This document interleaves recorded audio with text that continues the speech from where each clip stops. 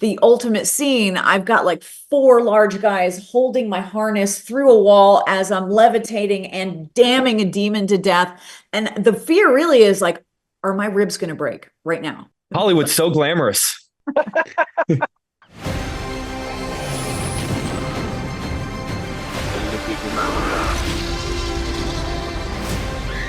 we're going, we don't need roads. Guys, good to see you both again. I love you both, and I love these movies, so thank you for taking the time. Awesome. Thanks, Jake. I'm honestly genuinely honored to say that I've actually been a part of this journey from the beginning. I covered the original junket back in 2013. I think we were in San Francisco. Yes. And so for 12 years, every time I see a horror movie, I always think Ed and Lorraine probably could have handled this. I'd love to know, as horror movie fan, what is a great horror movie that you love from pop culture history that you would have loved just to see how Ed and Lorraine would have handled that situation? I mean, it is like for me. It's always like it is the Freddy Krueger villain. Like, I mean, because that's the guy that scared me the most. I didn't see any horror until my teen years, and I had to go over to Missy Burner's house to watch it because my parents wouldn't watch it in my own home. I was forbidden to watch it, and so I would like sneak it at Missy's house, and then it just terrified me. And I go back to my house, I'm like, this guy's gonna skewer me with his like hand knives and turn me into crazy shish kebab. I know he's coming. I know he's coming. And I don't know. I mean, there's a physical element of like chopping. So I don't know how Ed and Lorraine. I have a signed glove on my wall, literally in my apartment from Robert Englund. So that is an amazing answer. My own once. I made my own. You did. Yeah, I did. I took one of my dad's like gardening gloves, like real gardening gloves, and then I cut out cardboard and wrapped it in tinfoil. Yeah, it was good. That's awesome. It was solid. That's way more impressive than my store-bought one. Yeah, but yours is. So, actors always tell me that filming a scary movie, you always hear it's not actually scary. It's a lot of starting and stopping. It's a lot of things going on behind the scenes that sometimes can sort of ruin what we're experiencing in a theater. But I'd love to know, over 4 movies, there have been so many incredible jump scares in this series. What is the jump scare that you have filmed from this series that actually came closest to maybe even genuinely scaring you on set? Well, the jump scares? Yeah, the jump scares don't work in jump scares all made in post, right? So you're much about timing and editing. We need to be on it. I mean, I think more creepy stuff. Usually, like if we're filming a scene at a real cemetery or something, or I remember shooting a scene with Javier and when he was playing the Crooked Man, and it was like a very long take, and it was just weird. I mean, that's the stuff that's kind of like, this is creepy, but yeah, jump scares typically, that's because that's all creative. It's in the edit.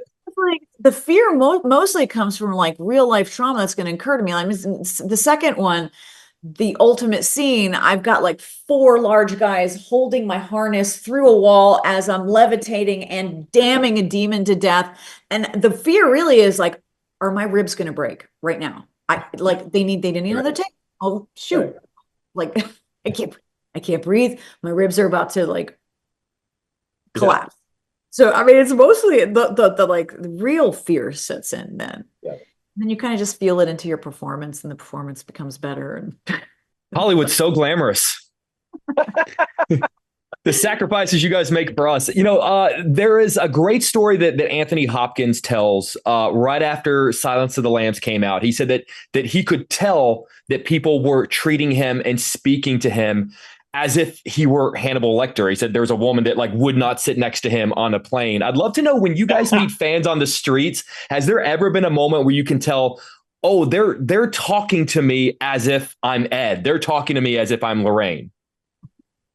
Yeah, I mean, it just happened it just happened in Kentucky, where an extra came up to me and just like talks to me straight up as if I have, that I've got this like that kind of spiritual empathy, and just like that they just like they and clairvoyance, and and just they go on and tell me about the fear that they're dealing with, the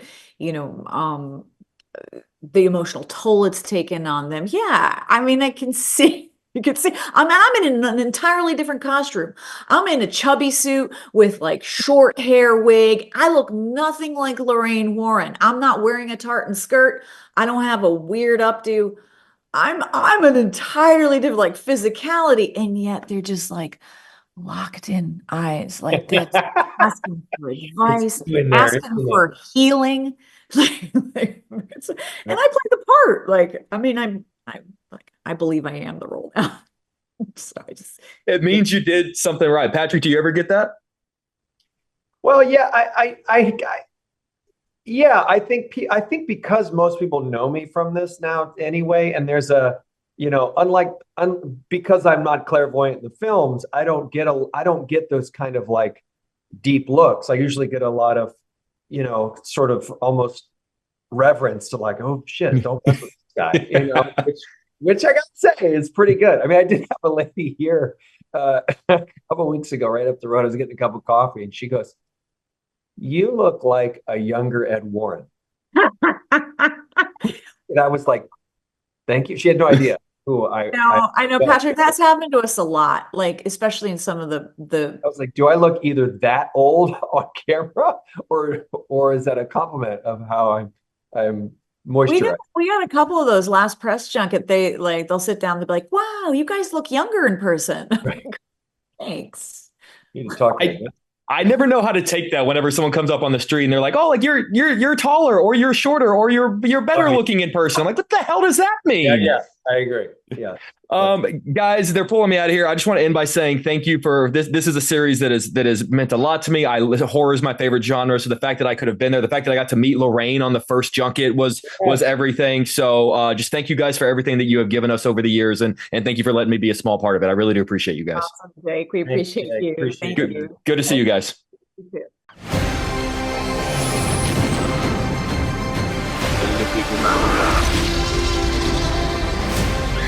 Where we're going, we don't need roads.